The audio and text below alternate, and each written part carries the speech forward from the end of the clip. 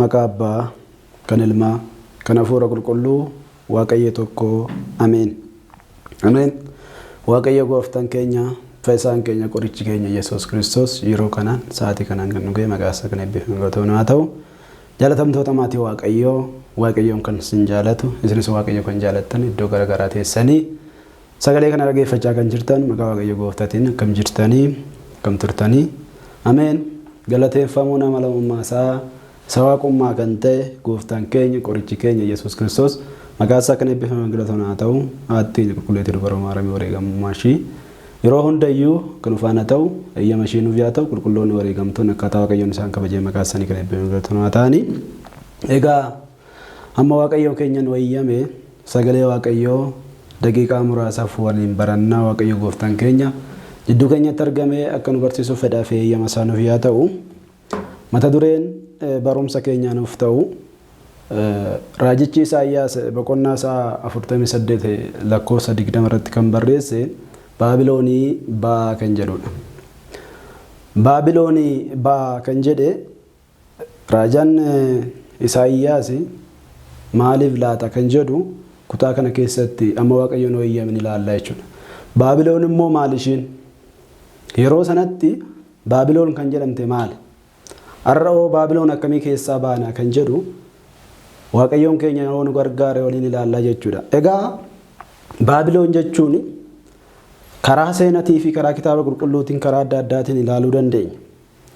Seenaa keessatti Baabiloon biyya irraa Iraan jedhamtee beekamtu keessatti kan argamtu magaalaa wayiiti.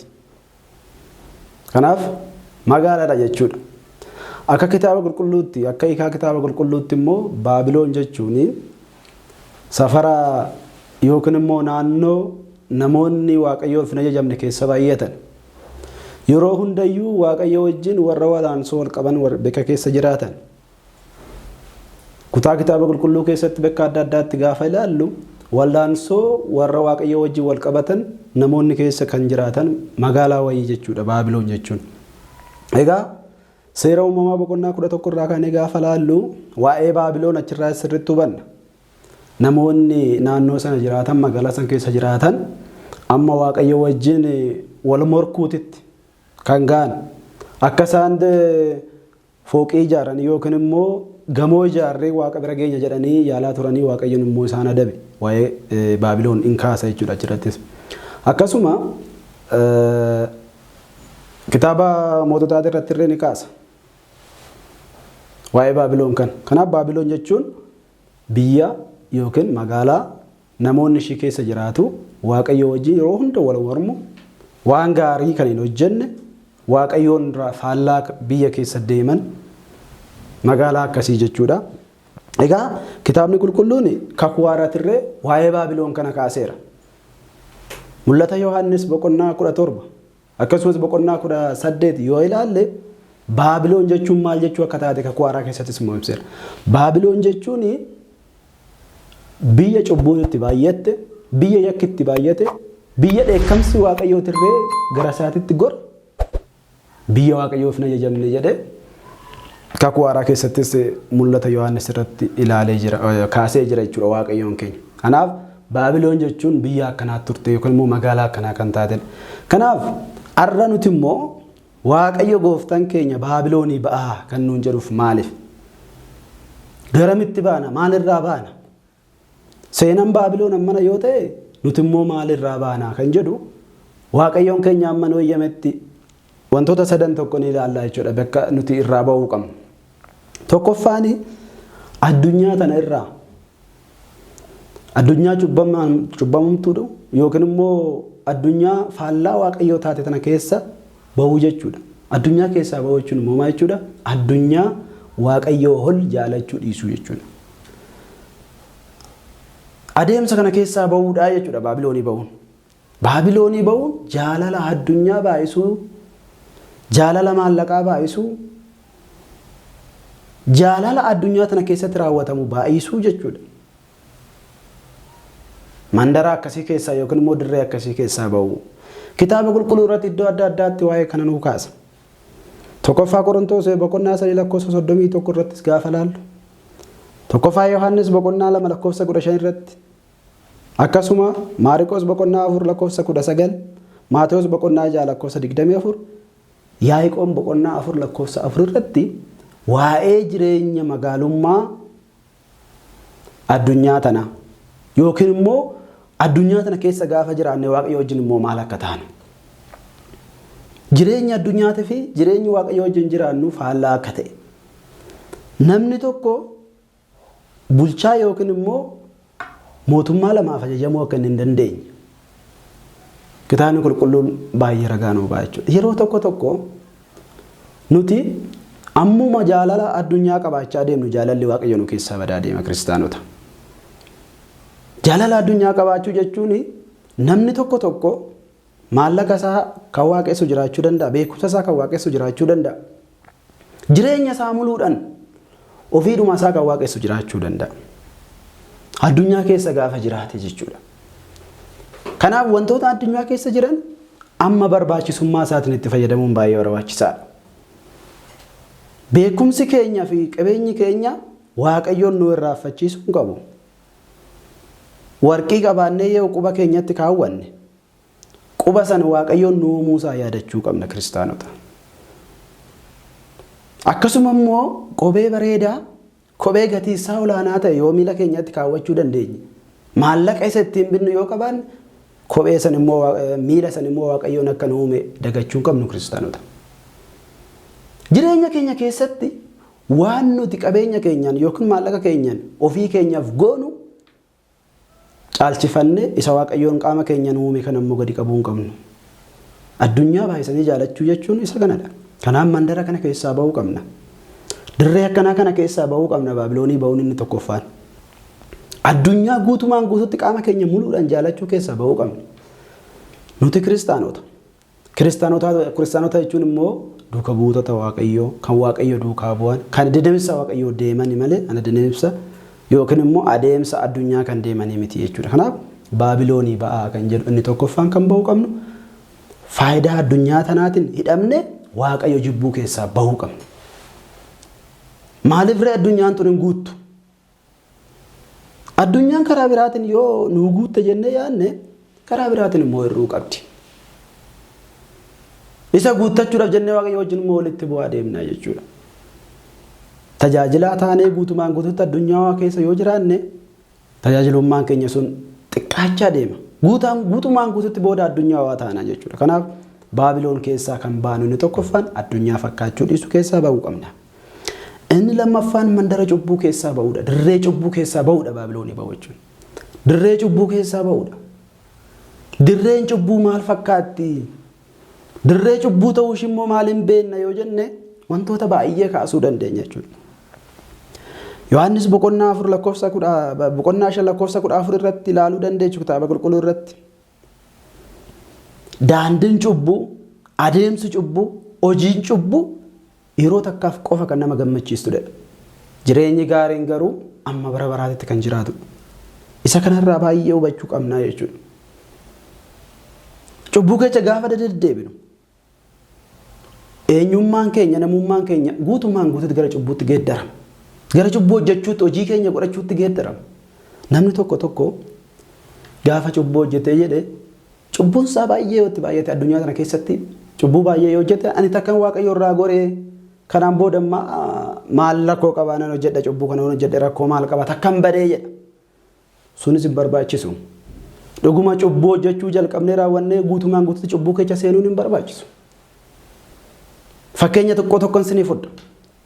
Namni tokko akka carraa harka isaa yoo ibiddi gube yookiin quba isaa ibiddi yoo gube ibiddi kun takkana jalqabee yaa gubee fixoo dhee quba isaa sirriitti ibidda keessan kaa'u. Dafee keessaa butata. Nus akkasuma ta'uu qabna. Takkaa yoo cubbuu keessatti kufne, takkaa yoo yakka hojjenne gaabbiidhaan of haaromsinee deebi'uu qabna malee cubbuu takkuma hojjenne ittuma fullaasna yookiin immoo ittuma turra keessuma turra jechuu danda'u hin qabnu. Dirree san keessaa bahuu qabna. Baabiloonii bahuun lammaffaan dirree cubbuu keessa, dirree cubbuudhaan nama affeeru keessa, dirree Waaqayyoon gaddisiisu keessa, dirree wal qoqqoodinsaa keessa, dirree wal jibbiinsaa keessa bahuu jechuudha. Tajaajilli keenya tajaajillee zeeroodhaan baay'isuu ta'a yoo akkas ta'u baate. dirree cubbuu keessaa ba'uu qabna kiristaanota. Egaa dirree cubbuu keessatti immoo kan nu hambisu inni guddaan waa'ee Waaqayyoo yaaduu dhiisnee waa'ee biyya lafaa waa'ee foon keenyaaf tolu fedha foon keenyaa qofa hordofuudha. Fedha lubbuu keenyaa dagannee jechuudha. Cubbuu keessaa kan ittiin baanu immoo fedha lubbuu keenyaatiin fedha foon keenyaa yoo hoogganne qofadha. Fedhi foon keenyaa lubbuu keenyaan hoogganamuu qaba kiristaanota. Yeroo hundayyuu lubbuun teenya waa'ee samii yaaddi. Foon keenya immoo waa'ee lafaa yaada waan ta'eef. Kanaaf mandara cubbuu keessaa yoo baane nuti namoota Baabiloon keessaa baheedha jechuudha. Mandara wal sakaaluu keessaa yoo baane, mandara wal miidhuu keessaa yoo baane, Baabiloon keessaa baane irraa jechuudha. Inni sadaffaa fi inni baay'ee barbaachisaa ta'e mandara sobaa yookiin immoo dirree sobaa keessaa ba'uudha Baabiloonii ba'u jechuudha. Egaa yeroo baay'ee rakkoo baay'een namoonni akkaataa barbaachisummaa isaatiin firii buusuu dadhabanii dirree sobaa keessa waan jiraannuuf. Waaqayyo hundaa beekadha. Waaqayyo waan hundumaa ni beeka. Waan nuti raawwannu osoo nuti raawwatanis Waaqayyo hin beeka. Addatti tajaajiltoonni mandara Waaqayyoodhaaf toltu, mandara dhugummaa barbaadu sana keessa jiraachuu nu barbaachisa. Mandara sobaa keessaa ba'uu qabna. Soba jibbuu qabna. Sobni umurii hin qabdu. Sobni maddisaa abbaa keessa jecha seexanadha jedha. Nuti immoo ijoollee abbaa keenya Waaqayyooti malee ijoollee seexanaati miti. Seexanni ofiisaa keessaa baasee soba abbaa sobaa waan ta'eef ofiisaa keessaa baasee soba dubbata. Kanaaf nuti dirree sobaatirra deddeebina yoo ta'e, adeemsi keenya, jireenyi keenya, hojiin keenya soba yoo ta'e, ijoollee seexanaa ta'uuf deemna waan ta'eef fedha keenyan ijoollee seexanaa ta'uu irraa Waaqayyo nu baraara. Waaqayyo gatii nutti baasee nu bite. Ijoollee dhugaa akka taanu, dirree dhugaa akka dhaabbannuuf Waaqayyo gatii nutti baasee nu bite. Kanaafuu dirree sobaa keessa ba'uu qabna. Yeroo tokko tokko dhugaan waan ittiin deeggaramu waan hin qabneef sobni yeroo dhugaa itti fakkaatu jira. Dhugaadhaa fi mirkaneessa barbaaduun hin barbaachisu dhugaan dhugaa waan ta'eef. Dhugaadhaan gaafa deddeebine qorumsi nutti baay'achuu danda'a. Namoota baay'eedhaan jibbamuu dandeenya. Namoota sobanii wantoota baay'ee barbaadan irraa jibba fudhachuu dandeenya. Ragaa baay'ee dhabuu dandeenya dhugaa irratti. Dhugaan mataa isaatiin dhugaa waan ta'eef garuu soba keessaa gaafa jiraannu ragoolee baay'ee ragoolee sobaa dhiyeessuu dandeenya. Kiristaanonni sana keessaa ba'uu qabna. Waaqayyo kan nurraa jibbee fi Baabiloon keessaa baanu hin jedhu kakuu haaraa keessatti soba keessaa tajaajilaan addatti tajaajilaan barsiisaa fakkaannee yeroo biraa immoo hojii biraa hojjenna yoo ta'e barsiisnatti keenya jala dhokannee daaqonii fakkaannee duqqannaa keenya jala dhokannee waan biraa hojjenna yoo ta'e luba fakkaannee lubummaa keenya jala dhokannee waan biraa hojjenna yoo ta'e dirree sobaa jedhama jechuudha. Dirree kana keessaa ba'uu qabna. Dirree Waaqayyoon nuu kennamte. Ishiin daandii samii wal qunnamsiistu.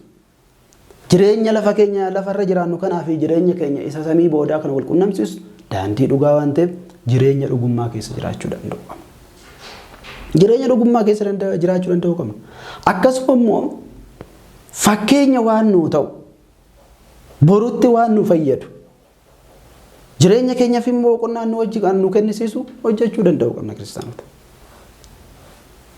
Inni xumuraa Baabiloon keessaa ba'aa kan nuun jedhe gooftaan keenya Yesuus Kiristoos yeroo sanatti hafuura naasa'ee yookiin Waaqa Abbaa Ilma hafuura qulqulluu wajjin ta'anii har'a immoo ofii kiyyaa dhufee foon kiyya kutee dhiiga koo dhangalaaseen fakkeenya isinii ta'a waan ta'eef fakkeenya nan isinii kenne qofa jireenya nan lafa isinii kaa'e qofa seera ittiin bulmaataa kitaaba qulqulluu nan isinii kaa'e qofa hordofaadha. Caacaataa addunyaa kana iyya addunyaa kanaa keessaa bahaa jechuudha. Fakkeenya biraan barbaadinaa jechuudha Baabiloonii ba'a. shakkii keessaa ba'aa. Jireenya keessaniif fakkeenya nu godhaadha. Har'a nuti jireenya keenya keessatti ijoollee keenya kan barsiisnu eenyu fakkeenya godhanneeti? Qulqulloota fakkeenya godhannaa? Waaqayyoon fakkeenya, gooftaa keenya Yesuus Kiristoosin fakkeenya godhannaa? Wareegamtoota fakkeenya godhannaa? Fakkeenya godhachuu kan qabnu Waaqayyo ta'uu isaati. Kanaafuu fakkeenya biraa keessaa ba'uu, kan biraatiin of jajuu keessaa ba'uu. Daa'imuma keenya amma ijoollee keenya gaafa guddisnu, gaafa ishiin jabaattee xiqqoo ishii miila socho'uu qabdee kan nuti binnuufi yookaan shubbutiidha yookaan immoo waan ishiin ittiin nama rukuttudha. Garuu qulqulloonni akkamitti guddatan? Afaan ishiitis yeroo baruudhaa deemtu maal jennaan? Haati abbaa arrabsettiin, abbaan immoo haadha arrabse. Mala abbaa keetii jedhin maal jedhanii guddisu. Qulqulloonni garuu maqaa abbaaf galanni haa ta'u, ilmaaf galanni haa ta'u, hafuura qulqulluudhaaf galanni haa ta'u jechaa guddatan akka abbaa keenya Abuna Taklaa Hayimaanoot. Daa'ima keenya akkasitti guddisuu qabna fakkeenyaan jiraachuu jechuun. Kanaafuu mandara biraa keessaa ba'uu, warra fakkeenya biraa nutti himan keessaa ba'uu, fiilmii bilaa laaluu keessaa ba'uudha. Fiilmii addunyaan tun nutti agarsiistu fiilmii du'aa.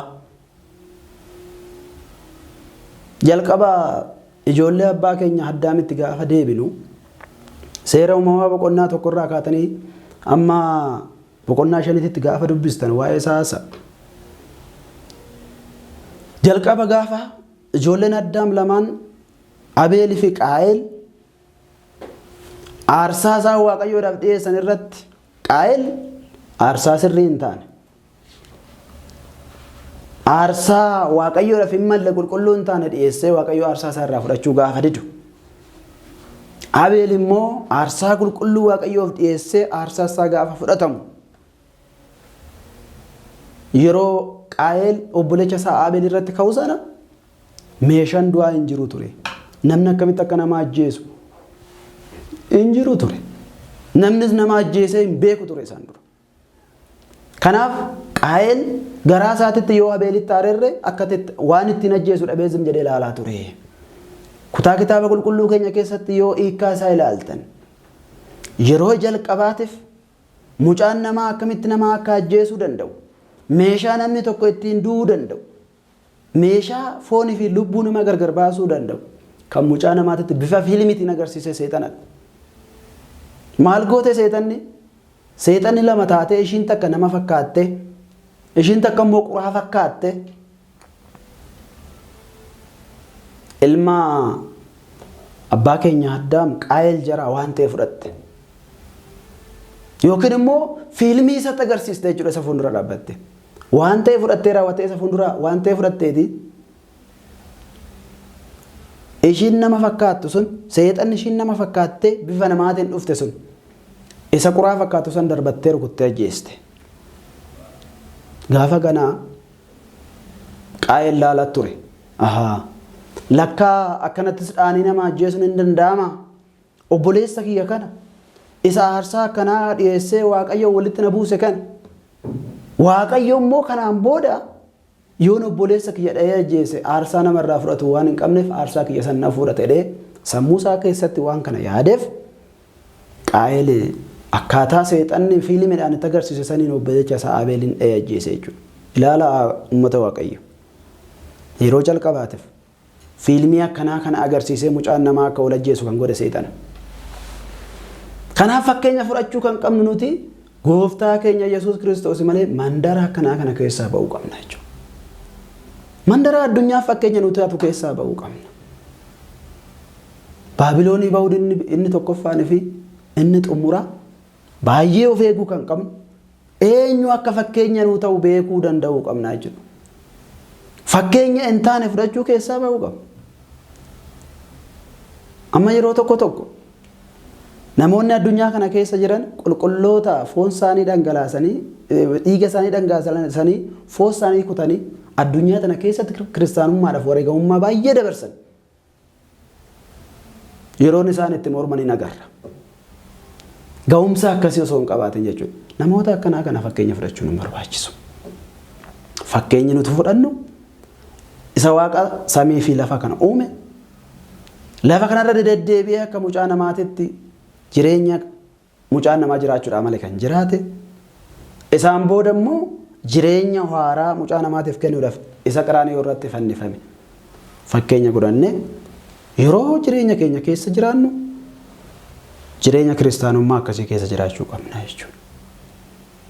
Sanaaf Baabiloon keessaa bahuu jechuun addunyoota fakkeenya akkanaa nuu kennitu yookaan immoo fiilmiidhaan ol wajjeessistu kana keessaa bahu jechuudha. Walumaa galatti Baabiloonii baha kan jedhe Isaayyaas arra nuuf maal jechuu isaati.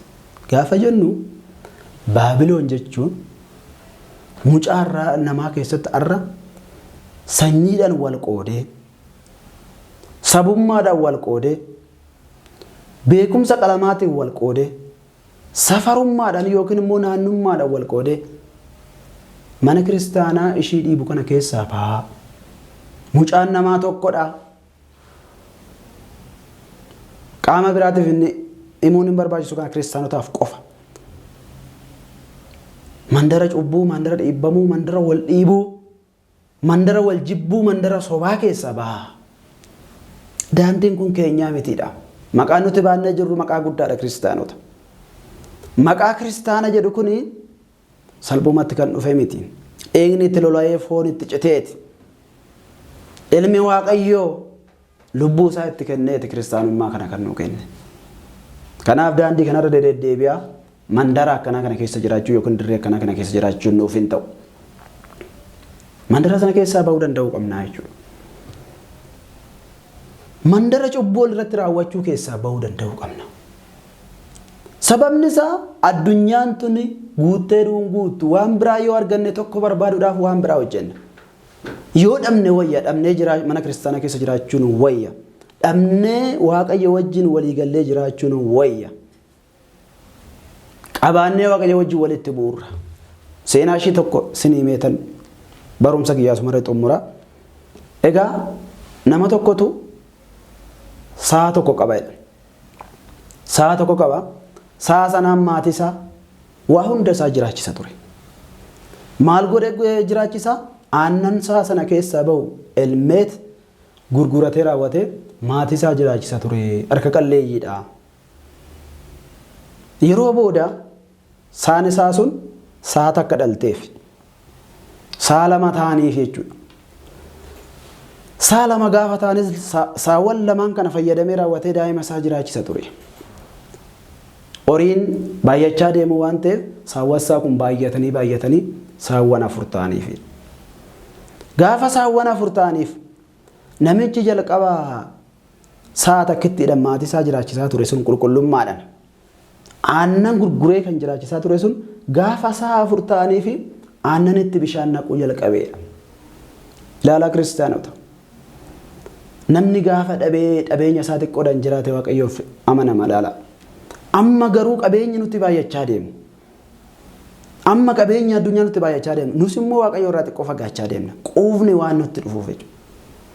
Akka qulqullichi Solomoon Waaqayyoon kadhate yaa Waaqayyoo waan an nyaadhu fi waan an uffadhu nan dhoowwatin garuu immoo akka malee qabeenya qabaadhee akkas daqadhus nan godhini jedhee akkuma kadhate. Kiristaanni akkasitti kadhachuu qaba. Kiristaanni kadhannaa isaa keessatti yaa abbaa keenya innee gaafa kadhannu nyaata keenya arraaf nuu gahii nuu kenni innee kadhanna. Waan biraan barbaadu. Nyaata keenya arraaf nuu gahu oo nuu kenne Waaqayyoon nuti ijoollee samiiti malee ijoollee lafa kanaati miti waan taane sana barbaaduu qabna jechuudha. Kanaaf namichi kun gaafa horii isaa kun horii 4 ta'uu fi ilaalaa Waaqayyo irraa garagare. Isa aannan gurguree daa'ima isaa jiraachisu sanda abbaa saawwan tokko ta'ee aannan qulqulluu gurguraa ture abbaa saawwan 4 ta'ee immoo bishaan itti makee gurgure. Gaafa kana Waaqayyoon ni ilaale. Waaqayyo samii irra dhaabbatee gadi ilaaleedha. Daba namicha kana karaarraa goruu namicha kana cubbuu namicha kana ilaalcha namicha kana Waaqayyoon ilaaleedha. Ammeenyan ilaale. Ammeenyan nu ilaaluurraa Waaqayyoon nu baraaru. Waaqayyo ammeenyan nama laallan badiidha kiristaanota. Ammeenyan gara isaa ilaale Waaqayyoon jedhu. Kanaan maal godhee rooba cimaa hoggasuma roobeeti. Rooba amaa roobee galoodhaan saawwan sa'a afran jalaa fudhatee bade. Galoon gaafa saawwan sa'a san jalaa fudhatee badu namichi kun ni gadde. Ilaalaa adeemsa keenya keessatti waan miinuu hin beeknu gaafa miidhaan nurra ga'e garuu ni gaddina. Waaqayyotti boo'e. Yaa Waaqayyo maal asii godhee? Maaloo galoo kanaan maaliif saawwan kiyya jalaa fixxee daa'imman kiyya isaanan guddisan ture? Maaliif daa'ima kiyya agabuna jalaa bulchite jedhee Waaqayyotti boo'e. Waaqayyo maal jedhani? Lakkii yaa obboleessa koo yaa ilmoo koo ani koo galoodhaan horii kee si jalaa hin fenne yookaan immoo si jalaa hin balleessine. Gaafa aannan gurgurtuu bishaan ati aannan itti maktu santu olitti qindaa'ee baay'ate horii kee si jalaa nyaate laga ta'e. Bishaan ati maal gootu? Bishaan ati aannan itti maktu santu olitti qindaa'ee olitti baay'ate horii kee si jalaa fudhatee badeedha. Ilaalaa kiristaanota. Imimmaan hiyyeessaa sababa keenya narra bo'u boru galaana ta'e nu fudhata kana beekuun barbaachisaadha. Dabni nutarra hojjennu dabni xinnoon nutarra hojjennu walitti qindooftee egeree nu balleessiti. Kanaaf qulqullummaadhaan jiraachuu qabna. Mandara sana keessaa ba'uu qabna jechuudha. Baabiloonii ba'uu jechuun isa kanadha. Kanaaf Waaqayyo gooftaan keenya jireenya keenya guutuu keessatti jireenya Waaqayyoon nuu kenna keessatti mandara Baabiloon keessaa baanee mandara cubbamtuu kana keessaa baanee mandara Waaqayyo wajjin walitti nu buusu keessaa baanee jireenya bara baraa akka argannu Waaqayyo wajjin jiraanne gaabbii galle foonii fi dhiiga isaa fudhannee akka jiraannu Waaqayyoon nu gargaara. Jecha barannee diinni keenya seexanni akka nurraa fudhanne firee 30 60 100 buusne tajaajiltuu mana isaa dhaaltu mootummaa isaa akka ta'an Waaqayyo nu gargaaru. Raajicha Isaayyaas boqonnaa isaa 48 lakkoofsa 20 irra Baabiloonii Waaqayyoof galannee haa ta'u.